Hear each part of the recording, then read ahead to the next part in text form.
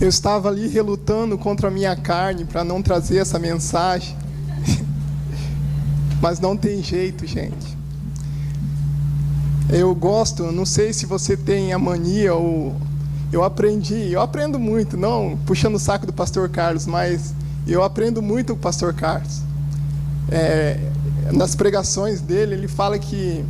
eu me lembro de uma pregação dele que ele fala que a gente tem que ter o costume de examinar o nosso coração, né?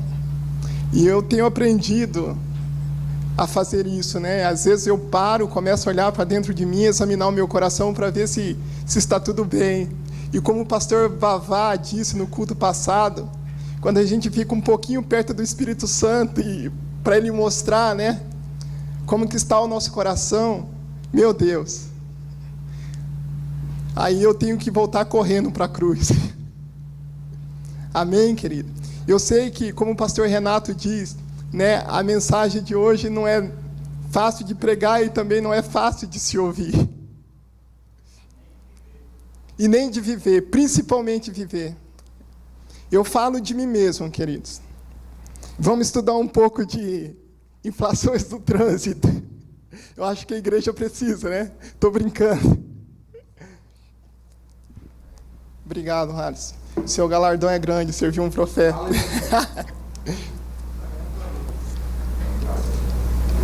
Amém, queridos? Se eu fosse dar um tema para essa pregação, seria assim: pecado, o mal que destrói, graça, favor imerecido que nos alcança.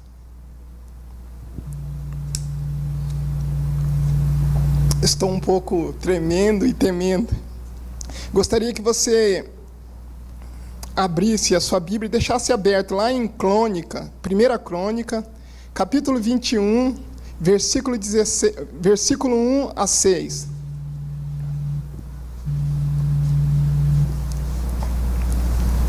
Deixa aberto aí, por favor.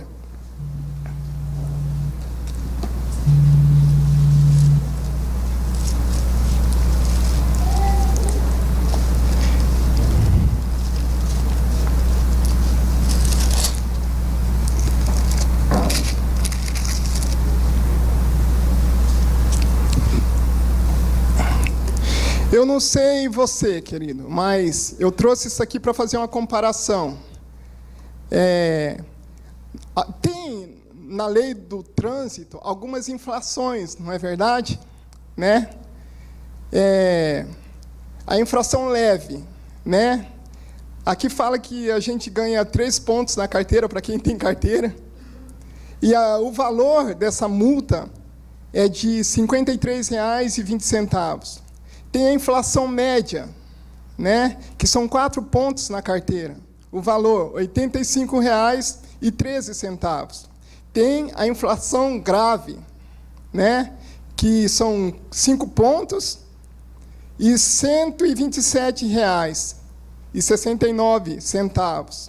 E tem a inflação gravíssima, né, que são 7 pontos. E o valor é de R$ 191,70. E assim vai. E às vezes, querido, nós temos como cristão, trazendo isso para a nossa realidade, nós como cristãos, nós temos mania de classificar os pecados. Não é verdade? Tem pecados que são leves, tem pecados que são graves, tem pecados que são médios e tem pecados que são gravíssimos. O pecado leve, eu levo, por exemplo, 53 pontos no livro da vida. O pecado médio, e assim vai. Nós temos manias de classificar os pecados, né? Para Deus, eu sei que tem pecados que causam uma consequência maior,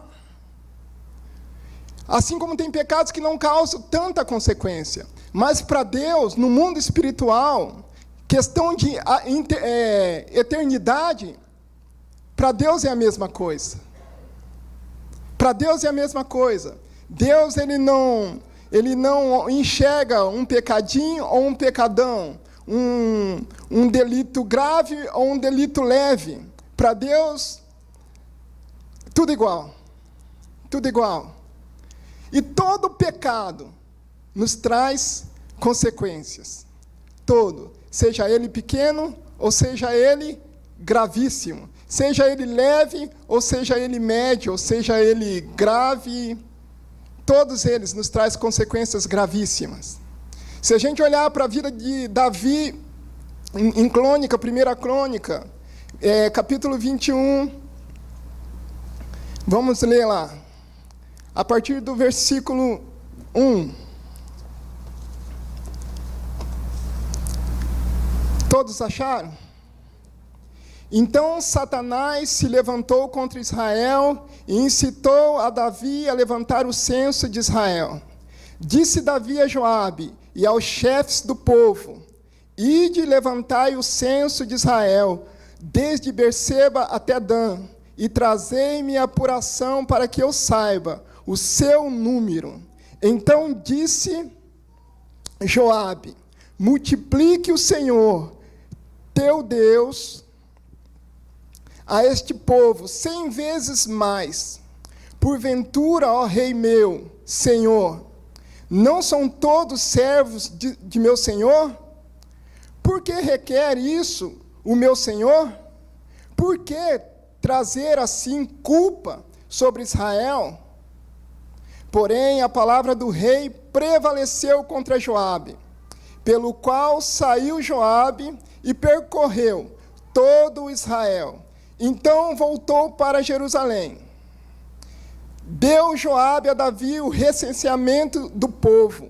Havia em Israel 1.100.000 homens que puxavam da espada, e em Judá eram 470.000 homens que puxavam da espada. Porém, os de Levi e de Benjamim não foram contados entre eles, porque a ordem do rei foi abominável a Joabe. Por enquanto, até aqui. Queridos, se a gente começar a olhar, a ler todo o livro de Crônicas, esse capítulo, a gente se pergunta, mas por que Deus pesou a mão sobre Israel, se simplesmente Davi só levantou o censo do povo? Porque Moisés também levantou o censo. Se eu não me engano também, Josué levantou o censo do povo de Israel. E nem por isso eles foram punidos. Mas por que Deus puniu Davi e puniu o povo com castigos terríveis? Eu falo novamente, todo pecado tem uma consequência.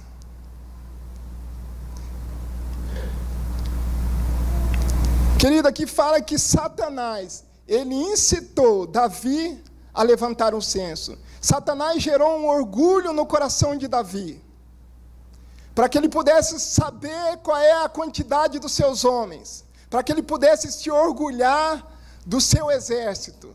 Talvez seja isso. E por causa desse pecado, Davi e o povo de Israel sofreu consequências terríveis. Terríveis. Vamos continuar lendo o texto. Versículo 7. Tudo isso desagradou a Deus, pelo qual feriu a Israel. Então disse Davi a Deus: muito pequei em fazer tal coisa, porém agora peço-te que perdoas a iniquidade do teu servo, porque procedi muito... O que está escrito aí? Não escutei. Muito loucamente. Falou, pois, o Senhor a Gade, o vidente de Davi, dizendo: vai e dize a Davi, assim diz o Senhor. Quando a gente ouve essa palavra, assim diz o Senhor, querido, sai de perto, porque não é boa coisa. Geralmente não é boa coisa. 3 coisas te ofereço. Escolhe uma delas para que te faça. Veio, pois, Gade a Davi e lhe disse: assim diz o Senhor, escolhe o que queres, ou 3 anos de fome, ou que por 3 meses sejam consumidos diante dos teus adversários, e a espada de teus inimigos te alcance, ou que por 3 dias a espada do Senhor, isto é, a peste na terra, e o anjo do Senhor cause destruição em todos os territórios de Israel. Vê, pois, agora, que resposta hei de dar ao que me enviou. Então disse Davi a Gade: estou em grande angústia, caia eu, pois nas mãos do Senhor, porque são muitíssimas as suas misericórdias, mas na mão dos homens não caia eu. E aí Deus começa a enviar as pestes, Deus começa a executar aquilo que ele havia dito para Davi. E o povo começa a sofrer por causa da loucura de Davi. Todo o povo de Israel começa a sofrer a consequência que Davi causou, por causa da insensatez do justo Davi. Queridos, eu e você, nós não estamos livres dessas coisas. Nós não estamos livres. Então, por isso, é sensato da nossa parte, da minha parte, da sua parte, examinar, olhar para dentro do nosso coração e pedir para o Espírito Santo, aonde há falha em mim, aonde eu tenho falhado, aonde eu tenho pecado, aonde eu tenho agido loucamente ou com insensatez. Querido, todo homem, toda mulher que faz isso, é um homem ou uma mulher sensata. Certamente irão impedir de que muitas coisas ruins aconteçam em suas vidas, ou na minha vida, ou na vida dos meus familiares. Às vezes nós estamos passando por coisas que nós não entendemos. E achamos que é o deserto, achamos que é por causa que Deus está nos provando, que Deus está nos testando, mas não, querido. Às vezes, é o nosso próprio pecado que nos leva a sofrer aflições, a passar por angústia. E às vezes não tem nada de Deus provando eu e você. Às vezes não tem nada de Deus querendo abençoar eu e você. Pelo contrário, Deus está querendo nos trazer de volta para a sua presença. Está querendo trazer de volta para o seu caminho. Eu escrevi algumas coisas aqui. Eu falei que todo pecado tem uma consequência. Lá em Isaías, a primeira consequência, abre lá. Isaías 59, versículo 2.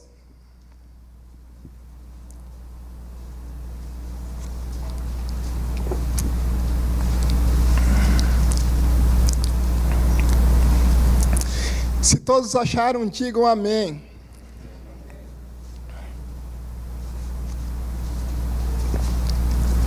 Isaías 59, versículo 2.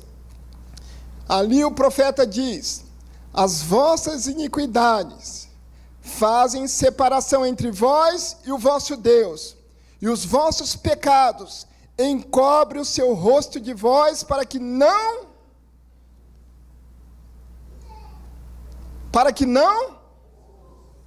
vos ouça. A primeira consequência, querido, a Bíblia diz que o meu pecado, ele faz separação entre eu e Deus. Ainda essa palavra serve para os nossos dias. Eu acredito que palavras assim, mensagens assim, a cada dia mais, a cada dia será raro nos nossos dias de ouvir isso. Eu acredito que se eu estivesse pregando uma palavra de autoajuda, ou se eu estivesse pregando, ou se o pastor Carlos, quando sobe aqui, o pastor Renato sobe aqui, José Ernesto, todos aqueles que sobem aqui, pregam uma palavra de autoajuda, de vitória, a igreja inflama. Mas também é necessário que a gente traga uma palavra de reflexão como essa, para que nós possamos analisar as nossas vidas, querido, e achar que tem pecados que nós tratamos com insignificância. Nós não damos muito atenção para alguns pecados que nós cometemos. Quer ver querido? A mentira. Como nós tratamos a mentira como um pecado tão... nada a ver, é só uma mentirinha, como bem o pastor Valdeci falou no culto passado. E ainda ele enfatizou, querido, Deus está falando para você, abandona a mentira. Porque a mentira pode trazer consequências para a sua vida. E às vezes nós tratamos a mentira como um pecado qualquer, não tem problema.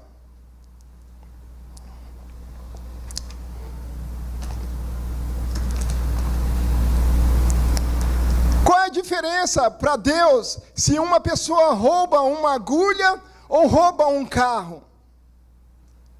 Diante de Deus, tudo é pecado, querido. Tudo separa dele. Tudo traz consequência.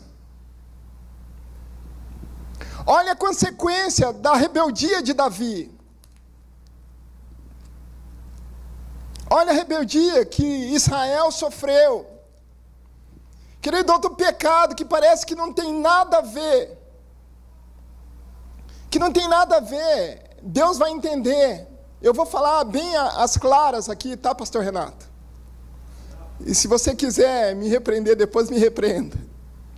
Querido, a masturbação.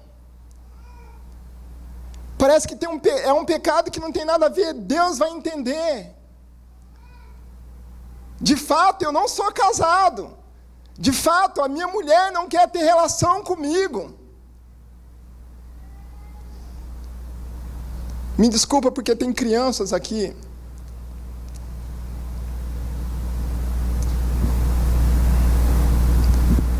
Não tem nada a ver, querido. Lá em Isaías diz que os nossos pecados fazem separação entre nós e o nosso Deus. E às vezes você está orando, às vezes eu estou orando, e nada acontece, não há uma resposta. Querido, você sabe como você tem andado, né? Eu sei como eu tenho andado. Eu sempre procuro o Cláudio, às vezes eu procuro o pastor Valdeci para confessar as minhas fraquezas. Querido, eu prefiro ser envergonhado diante dos homens, do que ser envergonhado diante de Deus e dos seus anjos, quando eu estiver diante dele. Porque, às vezes, alguns de nós alcançamos como que fala? Um patamar em Deus. E quando nós cometemos algum delito, nós temos vergonhas de confessar. Porque nós pensamos, cara, eu sou profeta, eu sou pastor, poxa, eu sou obreiro, o que vão pensar de mim se eu confessar o meu pecado? Nesses dias eu procurei o Cláudio e falei, Cláudio, eu preciso conversar, eu preciso confessar. O Cláudio, não sei o que ele me respondeu, ele falou, o que foi, Ale? Eu falei, eu preciso, confissão de pecado. E aí, eu cheguei lá e falei para ele me perguntou, você está bem? Eu falei, como eu posso estar bem? Como eu posso estar bem se eu estou separado de Deus por causa do meu pecado? Querido, não tem como estar bem quando eu cometo um pecado e não confesso. Não tem como eu estar bem com Deus quando eu cometo um delito e não o deixo. Não tem. Aí eu chamei o Cláudio, confessei o meu pecado, declarei as minhas culpas, como diz o pastor Cirilo, e não mais os ocultei.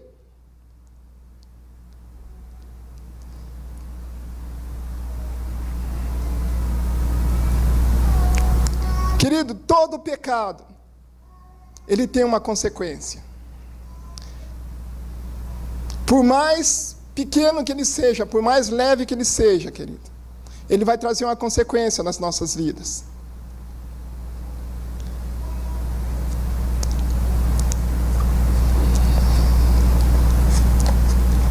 Aqui caiu aqui, só um pouquinho. Segunda consequência. Eu não marquei. Mas amém, eu vou falar aqui. Eu esqueci de marcar o texto. Romanos 6, 23. A segunda consequência que o pecado nos traz. O pecado não confessado, o pecado não declarado. Romanos 6, versículo 23.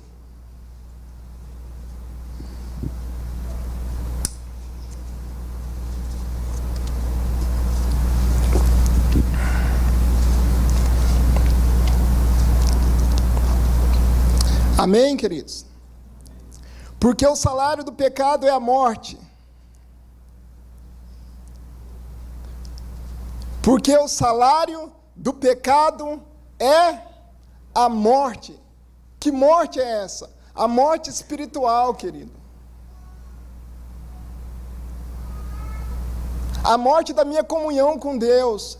A morte da minha comunhão com o Espírito Santo. A morte da minha comunhão com Cristo.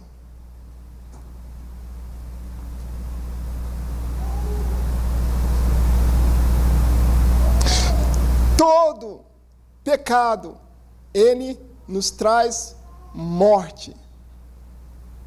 Eu coloquei no Face nesses dias e falei que o pecado e o inferno estão casados. E a não ser que o arrependimento entre, para que cause o divórcio entre os dois.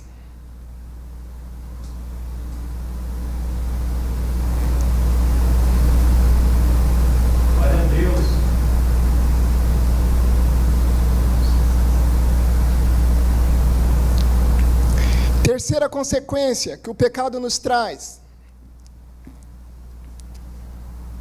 Provérbios 28, 13.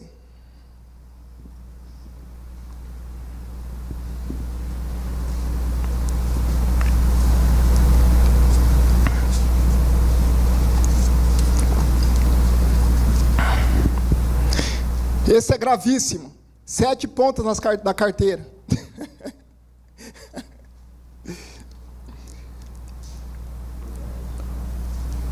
Provérbios 28, 13.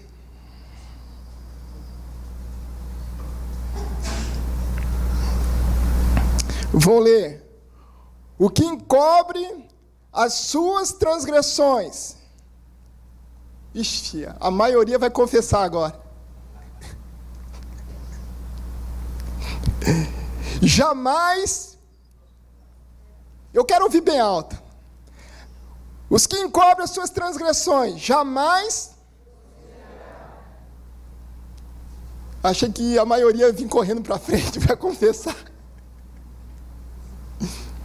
Querido, essa é a terceira consequência que o pecado não confessado nos traz.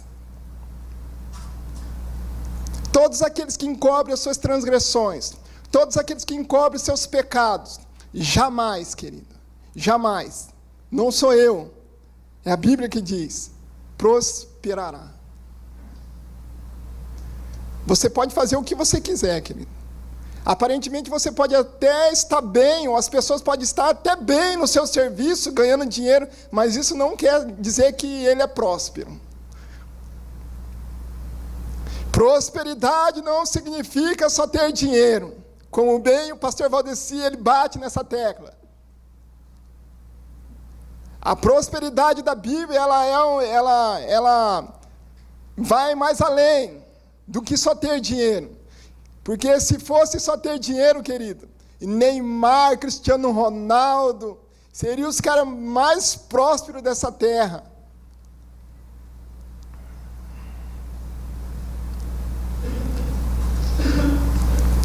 Continuando ali o versículo.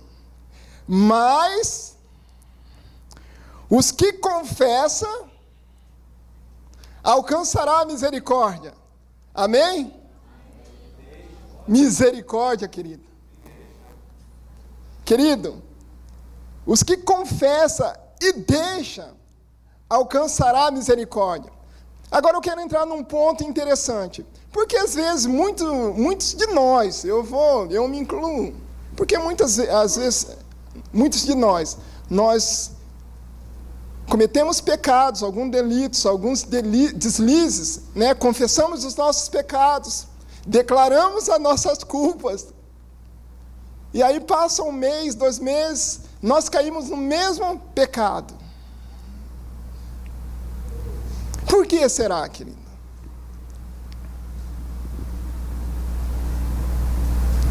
Eu tenho olhado para dentro de mim. Por que, Deus? Eu confesso, e passa 1 mês, 1 ano, 2 anos, e acabo caindo na mesma fraqueza, no mesmo erro.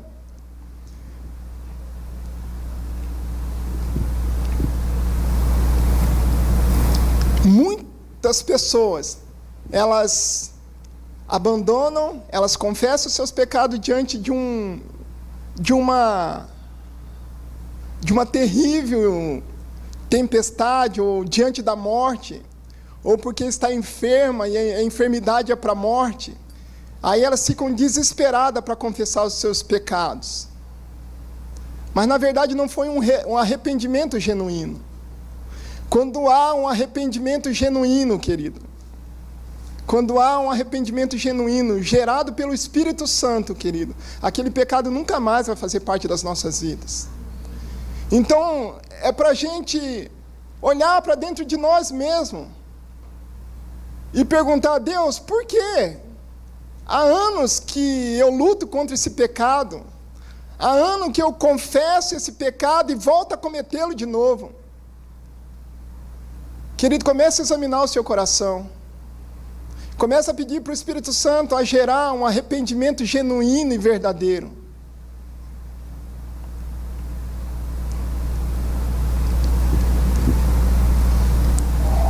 Porque tem pecados, querido, que não atinge. Na verdade, o pecado ele nunca atinge só uma pessoa só. Geralmente ele atinge mais de uma pessoa. Quer ver? Vamos falar alguns pecados que atingem várias pessoas. Por exemplo, o adultério. Quando alguém comete adultério, atinge só aquele que adulterou? Não, querido. Não atinge somente aquele que adulterou. E as pessoas que mais sofrem são os filhos, quando a pessoa tem filho. Querido, traz uma destruição terrível. Traz dor, feridas. E às vezes até mesmo a morte. A morte física mesmo. Quantas pessoas que se matam por causa foi traída ou porque adulterou? Querido, quando os governantes eles roubam uma nação toda sofre, como nós estamos sofrendo. Toda uma nação perece quando os governantes são corruptos, são ladrões. Então, a consequência do pecado desses homens afeta toda uma nação. A consequência do pecado de um homem, do cabeça da sua casa, atinge toda a sua casa, todo o seu familiar.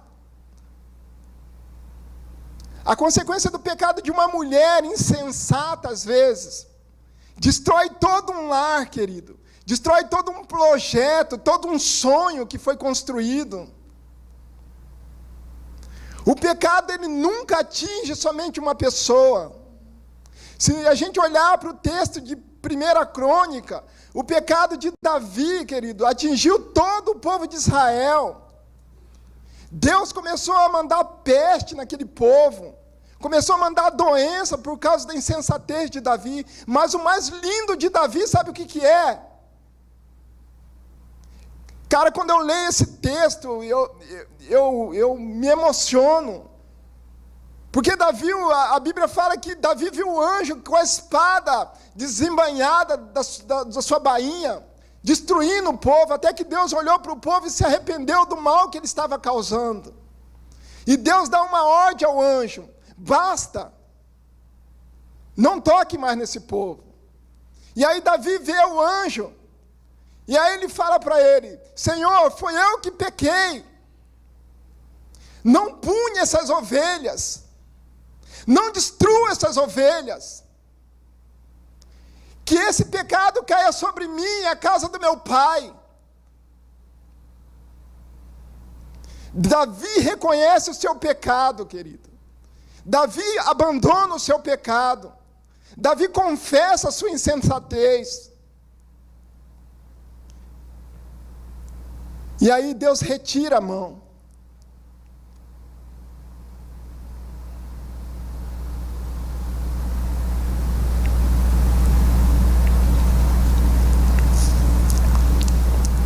Às vezes nós olhamos para os ímpios, como é Abacuque, pastor Renato, que olha para os ímpios e fala, por que eles prosperam? Asaf, né? Asaf. Por que eles prosperam? E às vezes nós olhamos para os ímpios e também falamos para o Senhor, Deus, eu te sirvo, eu sou fiel ao Senhor, eu me esforço para andar em santidade, tenho pagado um preço altíssimo. E por que nada acontece na minha vida?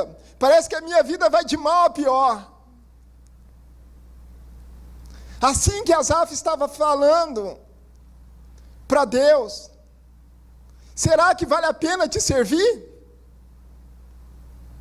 Porque olha os ímpios, eles são saudáveis, eles prosperam. Vou ler algo aqui que eu escrevi para vocês. O fato de não haver sinais visíveis da morte por perto, não quer dizer que haja por um momento sequer segurança para os ímpios. Querido, não há segurança para os ímpios. Por mais que não haja sinais visíveis da morte perto deles, não há segurança para os ímpios. Não há, querido. Há segurança para quem está em Cristo Jesus. Há segurança para mim e para você, querido. Se nós não abandonarmos o caminho de Cristo, há segurança para nós. De tudo isso que eu falei, talvez você pense, mas Alexandre, lá em Romanos, eu esqueci agora, não sei se é 23, me ajuda, pastor Carlos. Romanos 8, que fala que o que poderá nos separar do amor de Cristo Jesus? Queridos, aí você me pergunta, mas por quê? Lá diz que nem a morte, que nem os anjos, nem principado, nem potestade, nem o porvir, nem o presente, nem a altura, nem profundidade, nem a fome, nem a espada, nos poderá nos separar do amor de Cristo Jesus.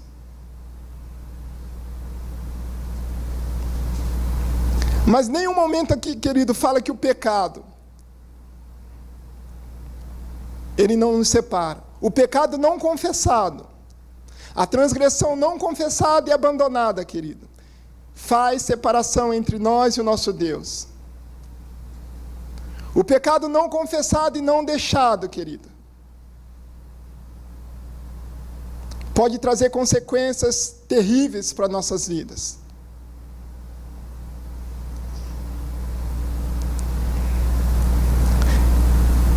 O fato de pessoas profetizarem, o fato de pessoas ter o dom de cura, o fato de pessoas pregarem para multidões, ou seja, para meia dúzia de pessoas, isso não quer dizer, querido, que elas estão seguras. Isso não quer dizer que elas têm uma vida reta diante de Deus. Isso não quer dizer, querido.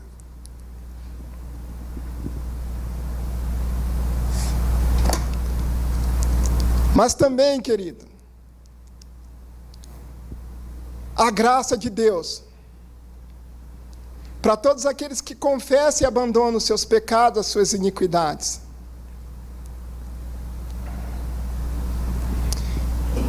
Em Tiago 5,16 diz, confessai, pois, os vossos pecados uns aos outros, e orai uns pelos outros, para serdes curados.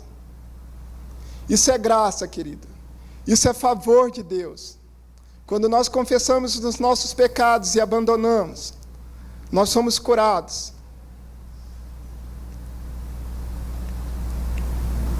1 João 1,9. Se confessarmos os nossos pecados, Ele é fiel e justo para nos perdoar os pecados e nos purificar de toda a injustiça. Amém, queridos?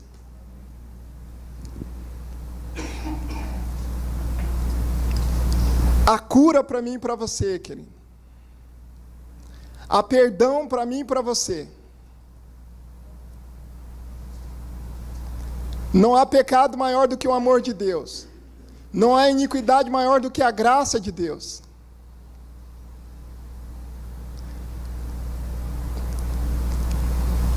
Às vezes nós sentimos tantas dores no nosso corpo.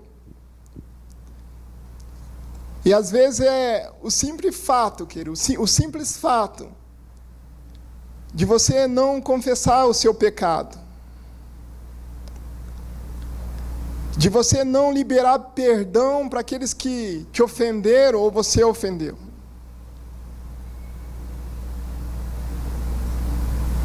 Eu não estou generalizando, viu? Nem toda dor é porque não é pecado não confessado. Mas se a gente olhar para a vida de Davi, Salmo 51, ele diz: enquanto eu calei meus pecados, envelheceram os meus ossos. Aí ele fala que o gemido dele se tornou em sequidão.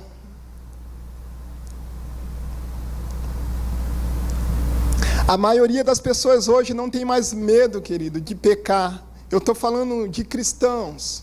O ímpio, ele peca porque não conhece a Deus, mas eu estou falando de cristão. Perder o medo de pecar, perder o medo, perder o temor de Deus.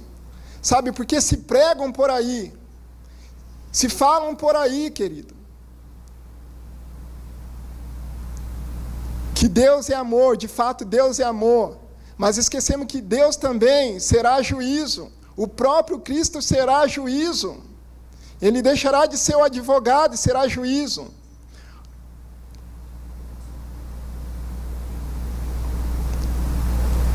Deus, Ele sempre dá uma oportunidade para o homem. Deus é um Deus de oportunidade, Deus é um Deus que dá chance para o homem se arrepender, para a mulher se arrepender dos seus maus caminhos. Porque Deus, Ele não tem prazer na destruição do homem, Ele não tem prazer na desgraça do homem. Antes que o homem se converta e abandone o seu mau caminho e encontre graça em Cristo Jesus, na pessoa de Cristo Jesus. O fato, querido, é que se pregam tanta prosperidade, vem, e não se pregam mais essas coisas. Temos visto um povo doente.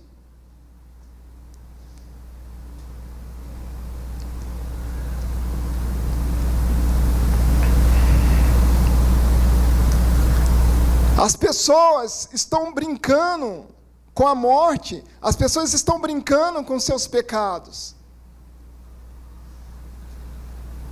E elas querem prosperar de qualquer jeito. Está tão feia a coisa, querido, que a palavra de Deus fala que nos últimos dias muitos se apostatariam da fé. Porque não tem nada a ver, querido, viver uma vida de pecado. Não tem nada a ver viver uma vida de iniquidade. Deus vai me perdoar. De fato, Deus é amor, Ele vai me perdoar, Ele vai ter misericórdia de mim no dia do juízo final. É um engano todos aqueles que pensam assim.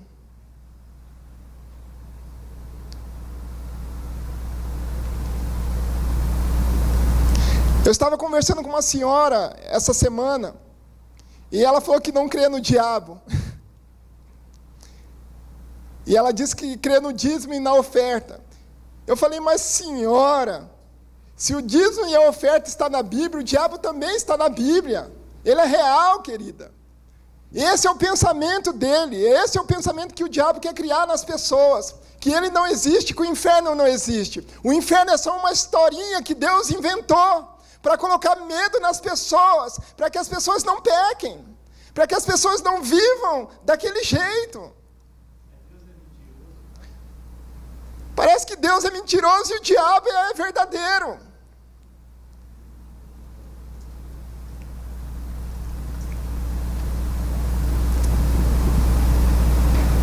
Se eu continuar no meu pecado, querido, e não me arrepender dos meus pecados, o inferno chama pelo meu nome.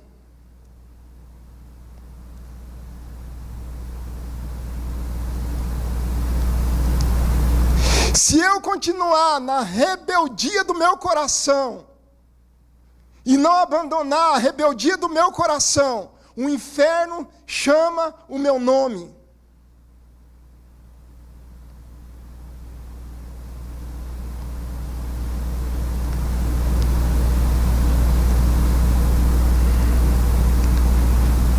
Ou nós escolhemos, ou você escolhe, querido, se você está vivendo uma vida qualquer, diante de Deus, achando que a palavra de Deus é uma fantasia, como os desenhos da Disney.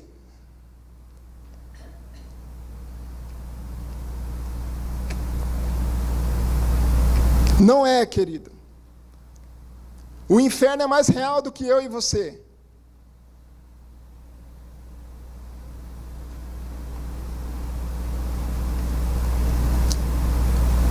Charles Spurgeon, um grande pregador do passado,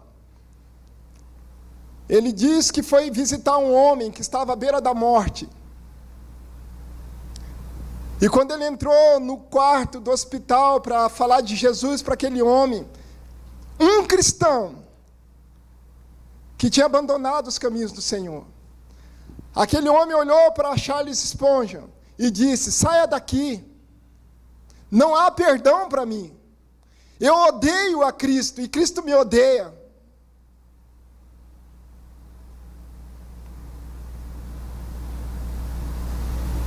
Querido, aquele homem não quis se arrepender nem na beira da morte.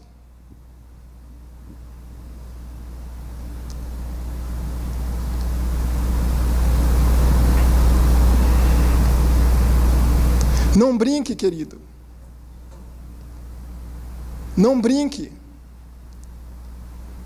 Não brinque com a sua vida. A sua vida é preciosa demais, querido. A sua vida é valiosa demais para você brincar.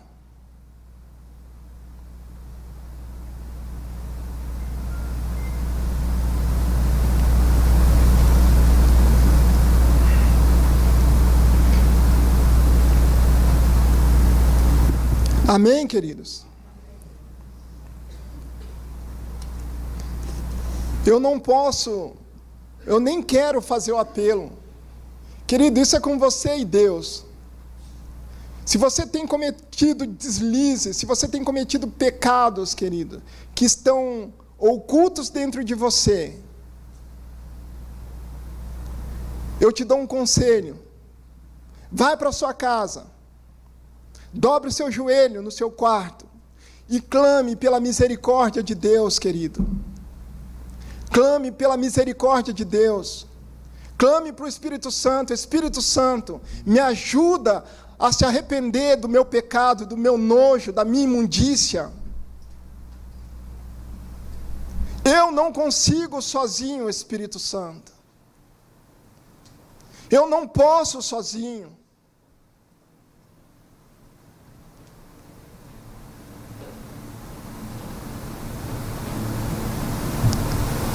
As pessoas hoje, querido, já não choram mais de dor por causa dos seus pecados. As pessoas já não sentem mais dor quando elas pecam, quando elas entristecem a pessoa do Espírito Santo, quando elas ferem a santidade de Deus. Elas já não choram mais, elas não sentem mais dor como Davi sentia dor quando ele pecava. Davi chorava amargamente quando ele cometia um pecado.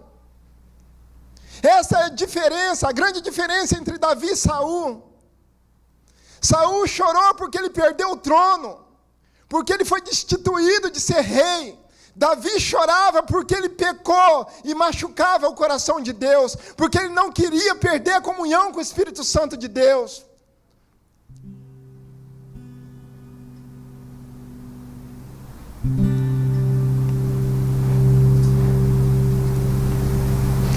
Eu me lembro, querido, quando na minha conversão, eu falo isso para mim, querido, porque às vezes eu não sinto mais dor no meu coração como eu sentia antes, quando eu pecava contra Deus, quando eu entristecia o Espírito Santo de Deus. E no começo da minha conversão, quando eu cometia um delito, um pecado, eu ia para a presença de Deus e eu enxergava o quanto eu feria o coração de Deus, o quanto o meu pecado feria, transpassava o coração de Deus. Hoje não, querido, o tempo passou, eu cresci na fé, eu me tornei um homem adulto demais, maduro demais na fé. E o pecado já não me incomoda, o pecado já não me machuca, o pecado já não me entristece, o pecado já não faz com que eu busque um arrependimento genuíno do Espírito Santo.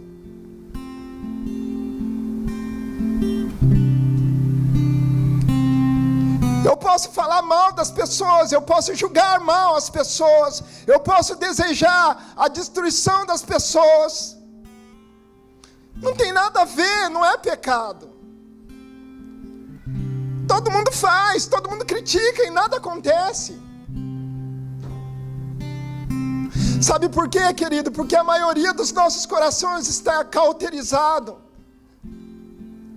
A maioria dos nossos corações está endurecido. E só a graça do Espírito Santo pode mover a pedra dos nossos corações. Só a graça abundante de Jesus pode arrancar a pedra do meu coração, a insensibilidade do meu coração, a dureza do meu coração. Nenhum livro de autoajuda vai poder fazer isso comigo e com você.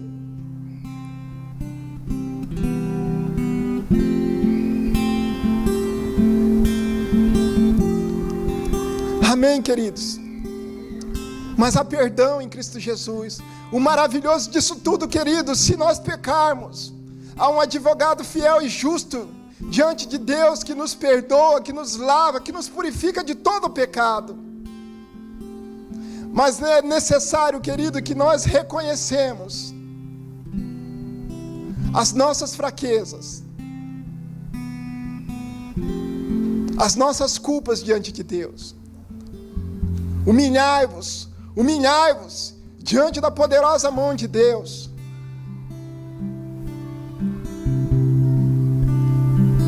Não rasgue as vossas vestes, mas rasgai-vos os vossos corações diante de Deus, para que em tempo oportuno alcance misericórdia e graça dele.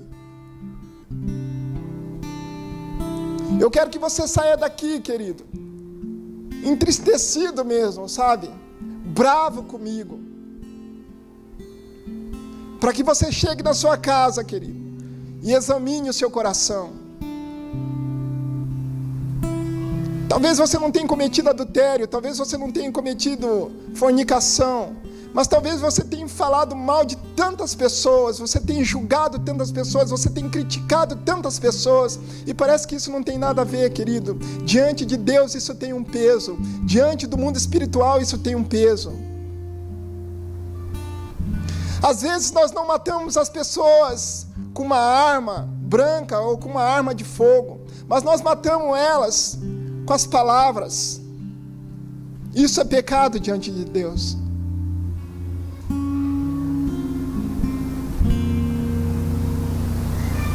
Amém, queridos? Eu quero orar no nome de Jesus.